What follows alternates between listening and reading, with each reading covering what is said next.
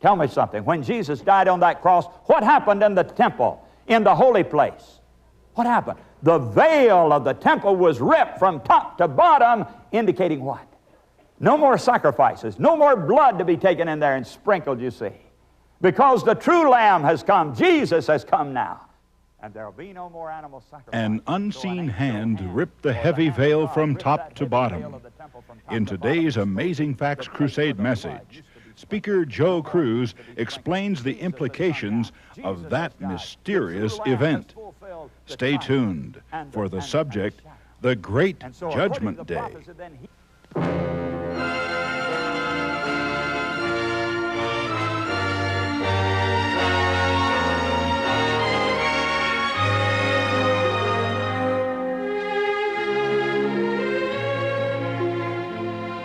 Let's come back here and notice something. After the angel Gabriel had explained to Daniel about the two beasts, being Medo-Persia and Greece, and then he went on to talk about the next king that would come up, being very fierce, and we know who that was. That was the Roman Empire. And then we remember how that was divided up, and he goes into all of that. Even talks about the little horn. Now we've spent several programs already talking about the little horn, and we know exactly who that was. And we're not going to deal with the identity of that little horn power tonight. We know who it was. But Daniel goes on down and talks about the four kingdoms and then the little horn power. And then he comes to the end of his vision. And in this vision, he hears two saints talking to each other. He overhears what they're saying. And in verse 13, notice his words now. Then I heard one saint speaking, and another saint said unto that certain saint which spake, How long shall be the vision concerning the daily sacrifice and the transgression of desolation, to give both the sanctuary and the host to be trodden under foot? And he said unto me, Unto 2,300 days, then shall the sanctuary be cleansed. And he woke up then, he came out of his vision. That was the last thing that he heard, was saying, Unto 2,300 days, then shall the sanctuary be cleansed. Now, friends, Daniel was really puzzled about this, and he began to pray about it. And God answered his prayer and sent Gabriel down there to give him an explanation for it. And so Gabriel explained in verse 20 who the ram was. He explained who the he-goat was. And he went on to talk about the little horn and to tell who the little horn was by giving the marks of identification that we've already studied in our program here. But then he came to that last part of the vision, which had to do with the conversation between the two saints.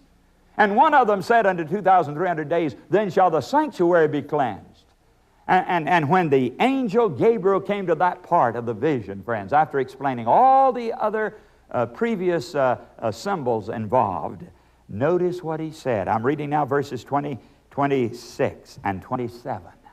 And the vision of the evening and the morning which was told is true. Now, he's talking about these 23 days, these 23 evenings and mornings, really. The last part of the vision in which he heard that word saying, Unto 2,300 days, then the sanctuary be cleansed. The vision is true. Wherefore, shut thou up the vision, for it shall be for many days. Gabriel said, Daniel, this is for a long time in the future. So close it up, seal it up. I'm not going to tell you this part of it because it's too far in the future. Forget it. Now, friends, let me tell you something. That's the part Daniel really wanted to know the most. You know why? Because to him, that seemed to indicate that his people would soon be going back to Jerusalem again. The services of the sanctuary would be restored, the temple would be rebuilt, and his people would be able to go in and worship God again and have the Day of Atonement and the cleansing of the sanctuary. You see, Daniel knew what the cleansing of the sanctuary was. And when they said, Unto 2,300 days, then the sanctuary will be cleansed, to him that meant that Jerusalem would be built again. His people would be restored. And by the way, the 70 years prophecy of Jeremiah had almost been fulfilled by now. And he knew that it was almost time for the Jews to be released, to go back, and he was excited about this. Oh, I'll tell you, friends, Daniel was a very faithful, loyal Israelite. And he longed to have that temple restored. It was in ruins over in Jerusalem, and every Jew wished for that temple to be restored again. And so now Gabriel tells Daniel, Daniel, I'm not going to tell you about that cleansing of the sanctuary. I'm not going to tell you about that 2300 days after which the sanctuary will be cleansed. Forget it. Shut it up. It's for a long time. You know how that affected Daniel, friends? Now, I'm not saying that he wasn't interested in Babylon and Medo-Persia and Greece and Rome. I'm sure that was interesting for him to see that these great empires would be coming up one after another and ruling in the earth. But what he really wanted to know was, what's going to happen to my people? What's going to happen to that temple over there in ruins? I want to see it restored. And here's the way it affected him. He says, and I, Daniel, fainted. I'm reading verse 27. I, Daniel, fainted, and I was sick certain days. Afterward I rose up and did the king's business. And I was astonished at the vision, but none understood it. Now, friends, he did understand the first part of the vision, didn't he? Because Gabriel spelled it out very clearly. The ram is Medo-Persia. The he-goat is Greece. He went right down telling him about the rest. It is only that last part, about that 2300 days, that Gabriel didn't tell him. And that's the part that he didn't understand. He said, I was astonished and none understood it. But friends, Daniel did not give up. He started praying about it. In fact, in the next chapter, you find him praying earnestly for God to send Gabriel back and tell him the rest of that vision. He wanted to know about that cleansing of the sanctuary. And you have the whole prayer of Daniel recorded in that 9th chapter of Daniel. Notice he is praying in verse 4, and I prayed unto the Lord my God and made my confession and said, O Lord, the great and dreadful God, keeping the covenant and mercy to them that love him and to them that keep his commandments, we have sinned and have committed iniquity. And you have that whole prayer of Daniel. And right in the middle of it, friends, notice what burst forth out of his troubled heart. Verse 17. Now therefore, O our God, hear the prayer of thy servant and his supplications, and cause thy face to shine upon thy sanctuary that is desolate for the Lord's sake. You see, he's still thinking about the sanctuary back in Jerusalem. And he said, Lord, have mercy. What about the temple over there? What about the sanctuary? It is desolate. Restore the sanctuary. Oh my God, incline thine ear and hear. Open thine eyes and behold our desolations and the city which is called by thy name. Daniel's heart is back there in Jerusalem, friends. And as soon as his prayer ended, listen in verse 20. And whiles I was speaking and praying and confessing my sin and the sin of my people Israel, and presenting my supplication before the Lord my God for the holy mountain of my God, yea, whiles I was speaking in prayer, even the man Gabriel, whom I had seen in the vision at the beginning, being caused to fly swiftly, touched me about the time of the evening oblation. And he informed me and talked with me and said, O Daniel, I am now come forth to give thee skill and understanding. At the beginning of thy supplications the commandment came forth, and I am come to show thee, for thou art greatly beloved. Therefore understand the matter and consider the vision. Friends, look at this thing for a moment. In answer to Daniel's earnest prayer, when he started sending it up before God, an order came out from God to Gabriel to come down there and answer his prayer. And by the time Daniel was finished praying, Gabriel was standing by his side. How fast can an angel travel, friends? How fast does God answer prayer? Well, I think we've got a good example of it here. Heaven's a pretty good distance away, but in that 5 minutes that you can read Daniel's word-for-word prayer here in the Bible, the angel Gabriel came from the side of God all the way down to Daniel and said, here I am, Daniel. God sent me down here now to tell you the rest of the vision and explain the rest of it to you. And he told him to put his mind on it. He said, understand the matter and consider the vision. So Daniel goes back now and remembers the rest of what he had seen in that dream or vision. The last part of it, the only part he had not understood, was that last part. And so Gabriel says, Daniel, I've come to tell you now the part you didn't understand before, the part I didn't explain before, so put your mind on it. So Daniel then begins to think about it, and he remembers that conversation of the two saints, where one of them said, unto 2,300 days, then shall the sanctuary be cleansed. Now, we're going to begin reading Gabriel's explanation to Daniel of what that 2,300 days really meant. Now, before we begin putting this in front of us on the board, let's remember one thing, that in symbolic Bible prophecy, a day always stands for what? A year. That is exactly right. You remember Ezekiel 4:6? God says, I've appointed thee each day for a year. So here we are now in the symbolic portions of prophecy in Daniel, meaning then that any day referred to here has to be a year. So really then we're talking about 2,300 years. 2,300 years. So we're going to put right here in front of you 2,300 years. Now this is the longest time prophecy ever mentioned in the Bible, folks. And that's why it is of particular interest to us here in this meeting. Let's go on, beginning now with verse 24. Daniel's breaking it into parts so Daniel can understand it. He says, 70 weeks are determined upon thy people and upon thy holy city, to finish the transgression and to make an end of sins and to make reconciliation for iniquity and to bring in everlasting righteousness, to seal up the vision and prophecy and to anoint the most holy. Now notice something. Every one of these things has to do with the Messiah, doesn't it? Talking about the Holy One coming, the Messiah coming. And he says 70 weeks are determined. Now that word determined in the Hebrew language, friends, means cut off, is cut off. 70 weeks are cut off. What do you think it's cut off from? Well, he just told him that he was talking about the rest of the vision. Isn't that right? And the rest of the vision involved what? The 2,300 days or years. And so now he's saying 70 weeks of this is cut off and assigned to you, Daniel, and your people to see what they're going to do about the Messiah, to finish filling up your cup of iniquity by seeing what you're going to do about accepting the Messiah or rejecting the Messiah. And then he goes on. We've cut off now 70 weeks. 70 weeks. By the way, how many days is in 70 weeks? 7 times 70 is what? 490. We're going to do a little arithmetic here tonight now.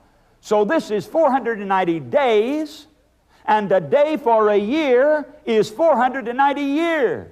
So remember this now. 490 years is cut off of the 2,300 years, and is assigned to the Jewish people, the Hebrew nation, to see what they'll do with the Messiah when he comes. And this will be a period of probation for them as the nation of Israel. But now we don't know when this period begins or ends, do we? We just got it out here in space. We don't know a point to begin counting. We don't know just exactly when it is ending. So let's go to the next verse and see if we can start pinning it down and be a little bit more definite. Verse 25. Know therefore and understand that from the going forth of the commandment to restore and build Jerusalem unto the Messiah the Prince shall be 7 weeks and 62 weeks. Now we've got a beginning point, friends. It says from a certain point you begin counting. And it says that point is the going forth of the commandment to restore and build Jerusalem. Well, now, friends, can we find out when the order went out and the commandment went out for the Jews to return to Jerusalem at the end of the captivity? Can we find that in the Bible? We certainly can. In fact, it is found here in the book of Ezra. In the book of Ezra, chapter 7, we have the actual words of that decree that was sent out, allowing the Jews to return, in fact, commanding them to return. We begin reading in verse 11 now of Ezra chapter 7. Now this is the copy of the letter that the king of Artaxerxes gave unto Ezra the priest, the scribe, even a scribe of the words of the commandments of the Lord and of his statutes to Israel. Artaxerxes, king of kings, unto Ezra the priest, a scribe of the law of the God of heaven, perfect peace, and at such a time. I make a decree that all they of the people of Israel and of his priests and Levites in my realm, which are minded of their own free will to go up to Jerusalem, go with thee. And he goes right on down, giving the actual words of this order by King Artaxerxes that the Jews should go back and build their temple again. Now, if you want to know the date for this, friends, look right in the margin of your Bible. If you've got a Bible with marginal notes, references, you'll find at the top of the page BC 457. Now, this is one of the firmest dates that's ever been established. They have checked this out with astronomy, with eclipses, and with the ancient tablets, and have found that it is absolutely accurate. That decree of Artaxerxes went forth in the year 457 BC. So that is the beginning point then of this 2,300 years, and of course the beginning point also of the 70 weeks are 490 years. Now the 490 years is a period of what? It's cut off for what purpose? For the Jews, to see what they'll do with the Messiah. Well, now what does it say? It says, from the going forth of this commandment unto the Messiah the Prince shall be 7 weeks and 62 weeks. Now let's put that up here, friends. From the date of 457, it says that you'll have 7 weeks and 62 weeks. And that is how many weeks? Can you add it up? 60 is how much? 60. 60 is 60. And then 7 weeks would make 67. And then 2 weeks would make 69. All right. From the going forth of the commandment to restore Jerusalem unto Messiah the Prince will be 69 weeks. How many days in 69 weeks? How many days in 69 weeks? It's 1 week less than the 70 weeks. And the 70 weeks was 490, wasn't it? So this would make 483, wouldn't it, if you subtract 7 from it? 483 days. And a day for a year is 483 years. So from 457 BC, the going forth of that commandment, 483 years will bring you, it says, to Messiah the Prince. Now, friends, the word Messiah means anointed. It means anointed. Jesus was the anointed one. And when was he anointed, friends? When was Jesus anointed? At his baptism. You remember the Holy Ghost came down upon him and anointed him, and from there he went out to begin his ministry because he became at that point the Messiah, the anointed one. And that, my friends, happened in the year 27 A.D.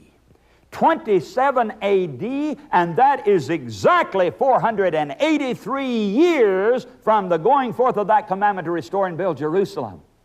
I want you to see how very accurate the Bible is, and these prophecies are, friends, and preparing the way for the advent of the Messiah when he would come.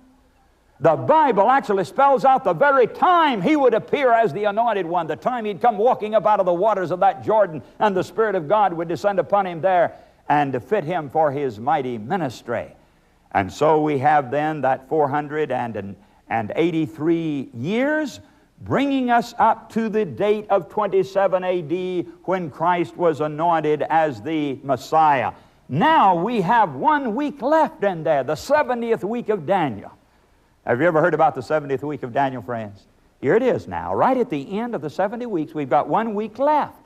We've accounted for 69 weeks.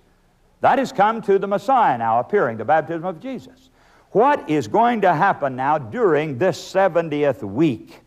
Let's read on here and find out, friends. Notice verse 26. It says, and after 62 weeks shall Messiah be cut off, but not for himself. Now Messiah is going to die. He's going to be cut off. He's going to be sacrificed. He's the lamb that's going to be sacrificed. But it says that he won't be for himself. And then it says in verse 27, he shall confirm the covenant with many for 1 week. Now that's your 70th week that still remains there for 1 week. And in the midst of the week, he shall cause the sacrifice and oblation to cease. My friends, exactly in the middle of that 7-year period, because a day for a year makes that 70th week to be what? 7 years instead of 7 days. In the middle of that week, it said, Messiah would be cut off and he would cause the sacrifices to cease. Tell me something. When Jesus died on that cross, what happened in the temple, in the holy place? What happened? The veil of the temple was ripped from top to bottom, indicating what? No more sacrifices, no more blood to be taken in there and sprinkled, you see. Because the true Lamb has come, Jesus has come now. And there will be no more animal sacrifice. And so an angel hand, or the hand of God, ripped that heavy veil of the temple from top to bottom, exposing the place where the blood used to be sprinkled. No more needs to be sprinkled. Jesus has come now. Jesus has died. The true Lamb has fulfilled the type and the shadow. And so according to the prophecy, then he would indeed be cut off in the middle of the week and cause the sacrifice to cease. How long did Jesus minister after his baptism before he died? How long was it? 3.5 years. Remember? 3.5 years. And isn't that in the middle of the 70th week? 3.5? 3.5 brings you to the year 31 A.D., friends. 31 A.D. We'll have that put on the board now to represent the middle of that week when Jesus died, when he was cut off for your sins and mine. Now that leaves another 3.5 years, doesn't it? To the end of the 70 weeks. What was going to happen at the end of the 70 weeks? Well, that was for the Jews, you see, to find out what they'd do with the Messiah. Well, friends, what did they do with the Messiah when he came? Did the Jewish nation accept him? Did they receive him? No, no. They rejected him. And what did God then do concerning the Jewish nation? Jesus said, you remember, your house is left unto you desolate. And Paul said, seeing that you put the truth from you, lo, we turn to the Gentiles. And my friends, that was the beginning of the gospel going to the Gentiles. And that was in the year 34 A.D. Exactly 70 weeks or 490 years from the going forth of the commandment to restore and build Jerusalem. In other words, 3.5 years from the death of Jesus brings us to the time when the message was to go to the Gentiles. And Paul, you remember Saul was standing by there as Stephen was being stoned. And then from that point, Saul went out there to become the apostle of the Gentiles. And 34 A.D., that was the time that the Jewish nation's probation ended and the gospel began to go to the Gentiles. Isn't that a fantastic prophecy, friends? Don't you see here that God had actually given the message to the world as to when the Savior would come? There was no need for men to be unaware of that star in Bethlehem, over Bethlehem that night. God had told the very year that they should expect the Messiah to appear. And if those Jewish people had been studying the prophecies, they could have known that that year of 27 A.D., the Messiah of the world would be anointed for his work. And they would also have known about the end of their own probation, which took place in the year 34 A.D. But now, friends, let's go down to the end of this long 2,300-year time prophecy. This is the longest prophecy in the Bible, and we've still got 1,810 years left. We've only come 490 years, and so we've got another 1,810 before we're brought to the end of the 2,300 years. And it brings us, friends, to the year 1844. Now you can see how this is indeed the longest time prophecy in the Bible, reaching from 457 B.C. right down to 1844. Now you may say, well, Brother Joe, how do we know that that period would end in 1844? Listen, we penned it down at 4 different points, haven't we? We got the date of the going forth of that commandment to restore Jerusalem, and that is an absolutely certain date. We got the date of the baptism of Jesus. This is unchallenged, 27 A.D. Then we got the date of the crucifixion, 3.5 years later in the middle of that week. We got the time that the gospel began to go to the Gentiles in 34 A.D. All of those dates check out perfectly. And so we know that the ending date is also correct. 1844 A.D. has to be the correct date. Well, now, friends, with this little background, I want to ask a question.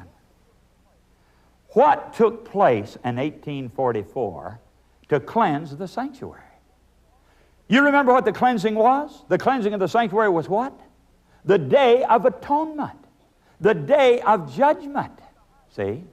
That's when the high priest went through that heavy veil and went back there to sprinkle the blood on that mercy seat. Well, now, friends, did that take place in 1844? Did the high priest go in there to do that work in the temple at Jerusalem? Bless your heart, there was no temple in Jerusalem in 1844, was there? In fact, the temple was destroyed in the year 70 A.D. That was the last of the temple. No more temple. And so it was impossible that in 1844 this could represent that tabernacle or that temple that was here on this earth. Impossible. Because it was destroyed for the last time in 70 A.D. And yet the prophecy is very clear that Unto 2,300 days, then shall the sanctuary be cleansed. Well, if it wasn't the sanctuary here on earth, if it wasn't the sanctuary there that existed behind the veil of the temple in Jerusalem, then what other temple or sanctuary was there, friends, that could be cleansed? Tell me, was there another sanctuary? Yes, the one in heaven. The one that Moses copied. The one he saw on top of that mountain. The one that was to be the pattern for making the earthly sanctuary. You have been watching the second of a three-part series on the longest time prophecy in the Bible. It stretches over a period of more than 2,000 years. And according to the explanation given to Daniel in his vision, you and I now live in the time of the great judgment day. Friends, this is not only a fascinating prophecy, it's vitally important for every Christian to understand. Why don't you write for a copy of Joe's message for the entire three-part series? I'll give the address in a moment, but first, here are the messengers with the song, Watch, Ye Saints. Watch, ye saints, with eyelids waking, lo, the powers of heaven are shaking. Keep your lamps all trimmed and burning, ready for your Lord's returning. Oh, he comes, yes, Jesus comes. Lo, he comes all glorious, Jesus comes, to reign victorious. Lo, he comes, yes, Jesus comes. Sinners come while Christ is bleeding, now for you he's interceding. Haste their grace in time diminished, shall proclaim